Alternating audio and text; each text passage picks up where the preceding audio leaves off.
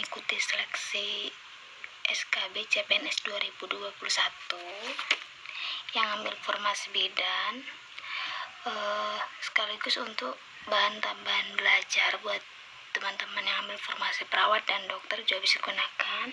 Karena kali ini kita akan membahas tentang cara atau trik-triknya membedakan jenis abortus. Karena saya lihat-lihat selama ini cukup banyak soal SKB yang keluar tentang abortus. Hampir setiap ujian SKB pasti keluar. Untuk cara membedakan dan selanjutnya nanti akan saya jelaskan di slide-slide berikutnya, kawan-kawan ya. Nah, teman-teman, sebenarnya perdarahan di usia kehamilan kurang dari 20 minggu itu ada beberapa jenis ya. Abortus, molahidaditosa, atau kehamilan ektopik terganggu. Dari tiga ini itu bisa disebut perdarahan di kehamilan muda. Nah, jadi kalau teman-teman menjumpai soal yang mengenai perdarahan di usia kehamilan kurang 20 minggu, kalian bisa curiga di abortus, di molahidaditosa, atau kehamilan ektopik terganggu. Nah, kali ini saya hanya menjelaskan tentang abortus, yaitu tentang jenis-jenisnya abortus.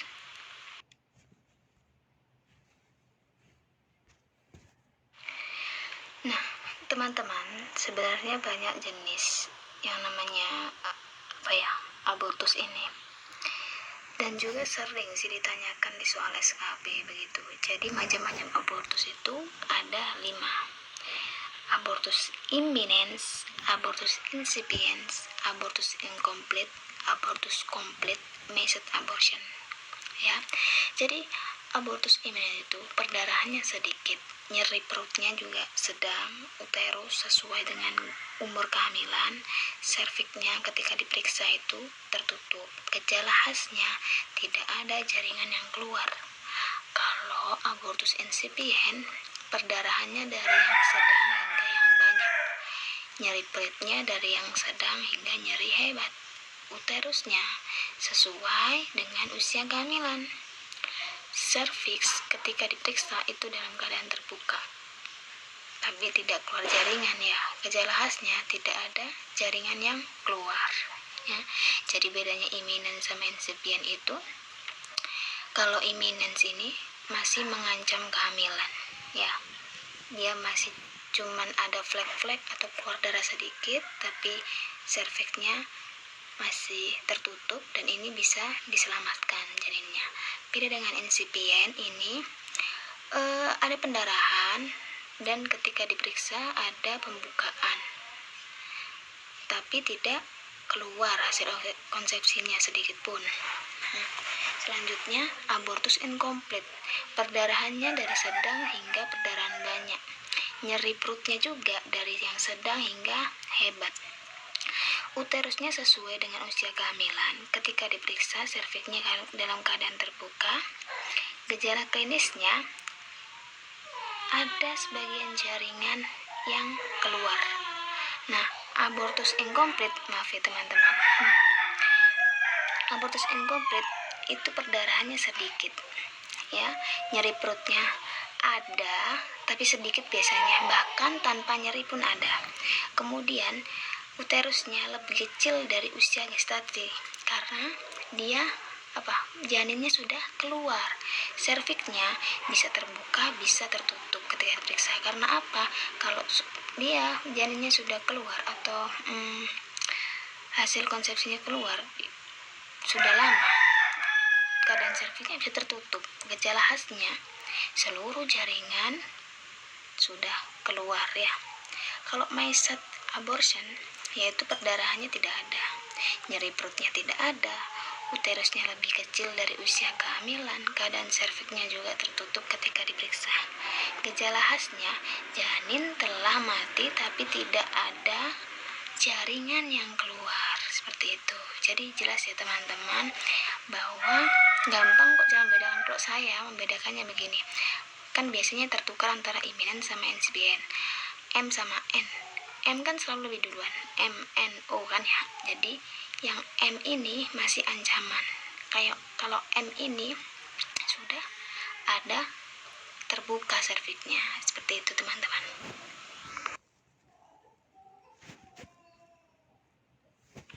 Nah, kemudian jenis-jenis abortus tadi, selain yang tadi disebutkan di awal, ada beberapa juga yang harus kita ketahui ya. Selain yang 5 tadi, yaitu method abortion tadi yang sudah saya jelaskan ya, itu adalah abortus di mana embrio atau fetus telah meninggal dalam kandungan sebelum kehamilan 20 minggu. Akan tetapi hasil konsepsi seluruhnya masih tertahan dalam kandungan selama 8 minggu atau lebih. Dia tidak sedikit pun sakit, tidak rasa. Kemudian abortus habitualis adalah keadaan di mana terjadi abortus 3 kali berturut-turut atau lebih. Ada yang referensi mengatakan bahwa 2 kali berturut-turut gitu. Kemudian abortus infeksius, abortus yang mengalami infeksi, biasanya seperti dia dengan sengaja menggugurkan kandungannya dengan obat yang dibelinya secara bebas, seperti itu ya. Biasanya sampai berbau, keluar lokea berbau ya, demam, seperti itu teman-teman. Nah, sekarang kalau terjadi abortus, apa yang akan kalian lakukan? Ya, ini saya ambil dari buku saku yang warna merah ya teman-teman. Yang buku maternal itu warna merah. Yang pertama abortus imminens ya. Gangguan klinisnya kan amenorrea. Terus tanda-tanda hamil muda. Ada perdarahan vagina kan, nyeri pada perut, pinggang atau bagian bawah. Di saat VT, ostium uteri masih tertutup. USG, ukuran kantong amnion normal, jantung janin bertenut. Penalaksanaannya istirahat baring, pemberian sedatif ya, ini untuk dokter ya, andalnya dokter. Kemudian pemeriksaan USG untuk memastikan apakah janin masih hidup. Kemudian diet tinggi protein dan tambahan vitamin C. Kemudian periksa denyut nadi dan suhu badan 2 kali sehari bila pasien tidak panas, dan tiap 4 jam bila pasien panas ya.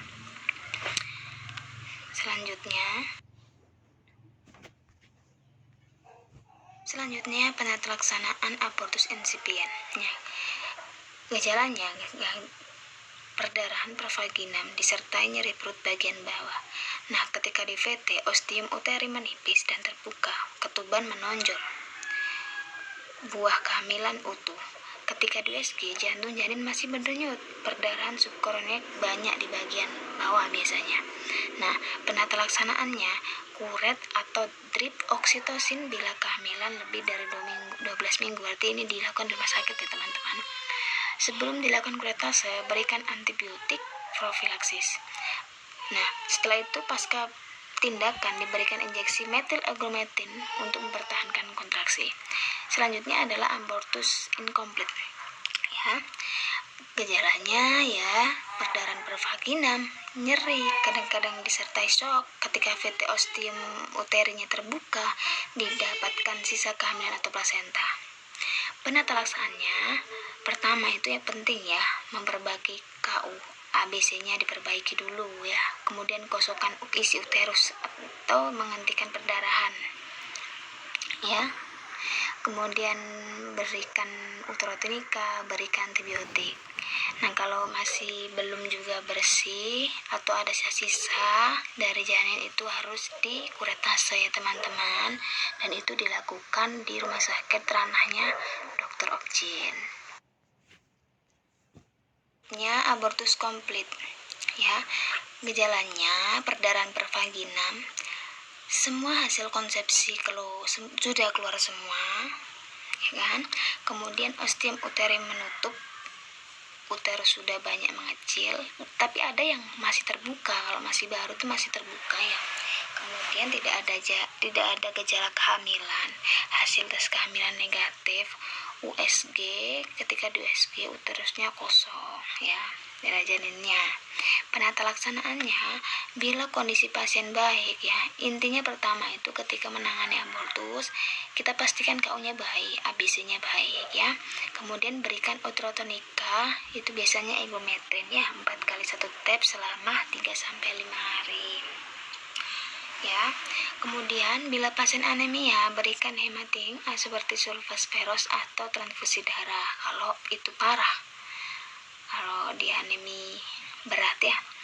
Kemudian berikan antibiotik untuk mencegah infeksi. Selanjutnya anjurkan pasien untuk tinggi protein, vitamin, mineral ya. Nah, teman-teman, setiap abortus ya, apalagi abortus inkomplit, KI kita adalah apa? Untuk menyarankan KB terlebih dahulu ya. Itu jangan sampai lupa ya, teman-teman. Oke. Selanjutnya method abortion. Method abortion ini gejala klinisnya perdarahan dan keluhan kehamilan ya kan. Pemeriksaan fisiknya TFU yang menetap dan bahkan tidak sesuai dengan umur kehamilan. Kadang dia tidak tinggi funusnya tidak bertambah setiap bulannya. Justru dia lebih mengecil dari seharusnya. DCG-nya negatif. Ya. Penata laksanaannya pemeriksaan fetal hemostasis. Kemudian jika kehamilan kurang 12 minggu, lakukan kuretase. Jika kehamilan lebih dari 12 minggu, berikan misoprostol 1 tab atau intravagina setiap 6 jam. Itu untuk 1 hari. Kemudian dilanjutkan dengan drip oksitosin dan kuretase. Nah, disarankan untuk memonitoring fibrinogen serum. Ini dilaksanakan di rumah sakit ya pastinya. Nah, selanjutnya abortus habitualis. Abortus spontan 3 kali atau lebih secara berturut-turut. Penata laksanaannya tergantung dari trilogi. Biasanya ibu hamil yang sering mengalami abortus ya 2-3 kali lebih seperti itu, lebih baik kita periksakan TORCH karena kebanyakan memang penyebab utama dari abortus habitualis itu adalah TORCH ya teman-teman. Selanjutnya yaitu abortus infeksius. Gejala klinisnya amenorea ya, perdarahan, keluar jaringan yang telah ditolong di luar RS ya, dan tanda kutip ya teman-teman ya. Ini biasanya dia mengeluarkan jaringan di luar tenaga medis. Kemudian kanal servikalis terbuka, teraba jaringan. Kemudian demam, nadi cepat, perdarahan berbau, uterus membesar dan lembek, nyeri tekan, leukositis ya. Ini leukositnya infeksi ya. Tekanan darah yang menurun sampai shock. Penata laksanaannya perbaiki KU dengan infus, kalau dibutuhkan transfusi ya. Kemudian berikan antibiotik silomidon 2 cc per IM. Kemudian berikan antibiotik dosis tinggi yaitu ampicillin atau amoxicillin 1 gram per IV tiap 8 jam selama 3-5 hari. Kemudian kuret setelah 3-6 jam. Biasanya abortus infeksius ini dilakukan oleh abortus kriminalis ya. Jadi sengaja beli obat-obatan secara bebas seperti itu, kemudian dengan sengaja mengukurkan kandungannya. Seperti itu ya teman-teman. Oke, sekarang kita masuk ke contoh soal ya teman-teman. Nyonya R datang ke BPM mengeluh terlambat haid selama 3 bulan. Ia telah melakukan pemeriksaan PP tes mandiri dan hasilnya positif. Saat ini ia mengeluarkan darah dari jalan lahir. Tensi 110/70,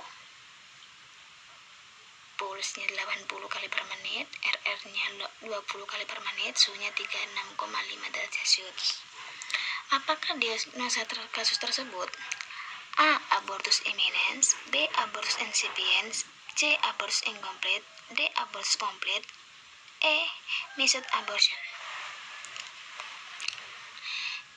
Ya, jawabannya imminens ya teman-teman, karena di sini di soal tidak dijelaskan bahwa serviknya terbuka atau keluar jaringan. Di sini hanya menjelaskan PP tesnya hasilnya positif, berarti teman-teman masih keadaan hamil ya. Jadi jawabannya adalah A. Oke, contoh soal selanjutnya. Seorang perempuan umur 28 tahun, G1P0A0, hamil 12 minggu, datang ke RS dengan keluhan nyeri perut bagian bawah. Hasil anamnesis, keluar darah sedang ya, bercampur sedikit gumpalan dari kemaluan sejak 2 jam yang lalu. Hasil pemeriksaan KU-nya baik, tensinya 120/80, nadinya 84 kali per menit. Ada kontraksi uterus, nyeri tekan abdomen bagian bawah. Hasil inspikulo, tampak serviks membuka dan terlihat jaringan pada serviks. Diagnosa apakah yang paling mungkin pada kasus tersebut? A. Abortus imminent, B. Abortus incipient, C. Abortus incomplete, D. Abortus complete, E. Mola hidatosa. Ya, jawabannya abortus incomplete ya. Karena di sini dijelaskan keluar darah sedang bercampur sedikit gumpalan, berarti ada jaringan yang keluar ya. Nyari tekan. Hasil inspikulonya juga tampak serviks membuka dan terlihat jaringan pada serviks ya. Kemudian yang utama adalah dia masih 12 minggu ya. Oke, selanjutnya ya.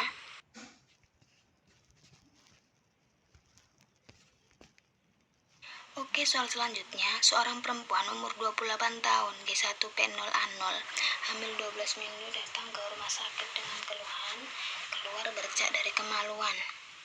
Ibu mengatakan bahwa ada nyeri pinggang seperti kontraksi. Hasil pemeriksaan TTV dalam batas normal. Tes kehamilan positif, terdapat pengeluaran lendir bercampur darah dari vagina. Inspekulo porsio tertutup. Apa rencana asuhan kasus di atas? A. Anjurkan ibu untuk tidak baring. B. Kolaborasi dengan dokter. C. Terminasi kehamilan. D. Persiapan persalinan. E. Rawat jalan. Ya. Jawabannya adalah A ya. Kalau kolaborasi dengan dokter belum ya. Terminasi kehamilan belum, masih 12 minggu. Persiapan persalinan belum ya. Rawat jalan mungkin, cuman lebih pasnya anjurkan ibu untuk tidak baring. Kita lihat dari mana. Nah, dia mengatakan keluar bercak saja dan tes kehamilannya masih positif. Kemudian ketika di inspikulo porsinya masih tertutup walaupun sudah ada pengeluaran lendir bercampur darah ya. Oke, selanjutnya. Oke, selanjutnya, contoh soal selanjutnya ya. Seorang perempuan umur 28 tahun, G1P0A0, hamil 12 minggu datang ke BPM dengan keluar bercak dari kemaluan. Ibu mengatakan bahwa ada nyeri pinggang seperti kontraksi. Hasil pemeriksaan TTV dalam batas normal, tes kehamilan positif, terdapat pengeluaran lendir bercampur darah dari vagina, inspikulo porsio tertutup. Ini sama ya dengan soal sebelumnya tadi. Tapi ini beda di pilihan jawaban. Kadang begitu, mengecoh. Apa rencana asuhan untuk kasus di atas? A. Terminasi kehamilan. Tidak mungkin ya. Anjurkan ibu untuk tidak baik, bisa jadi. Berikan penguat kandungan, bisa jadi. Rawat BPM, tidak mungkin ya teman-teman. BPM itu bukan untuk rawat inap ya. Kemudian terminasi kehamilan, tidak mungkin. Nah, antara B dan C, anjurkan ibu tidak baring atau berikan penguat kandungan. Nah, ternyata menurut referensi yang saya baca, pemberikan penguat kandungan itu tidak tidak menekan atau memberi kemajuan bahwa hamilnya bisa diselamatkan, belum tentu juga. Yang paling manjur adalah menganjurkan ibu untuk tidak baring. Jawabannya adalah B.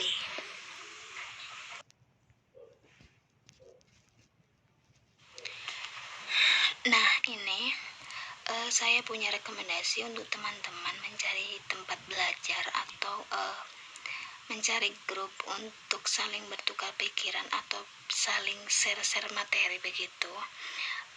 Saya ada rekomendasi sahabat CPNS. Di sini kalian bisa latihan, bisa juga latihan menggunakan CAT, sistem CAT SKB. Di sini semua jurusan ada semua, KB dan dokter, begitu banyak sekali. Dan kalian untuk supaya mendapatkan potongan harga, jangan lupa gunakan kode referral saya ya. Terima kasih teman-teman, semoga bermanfaat. Assalamualaikum warahmatullahi wabarakatuh.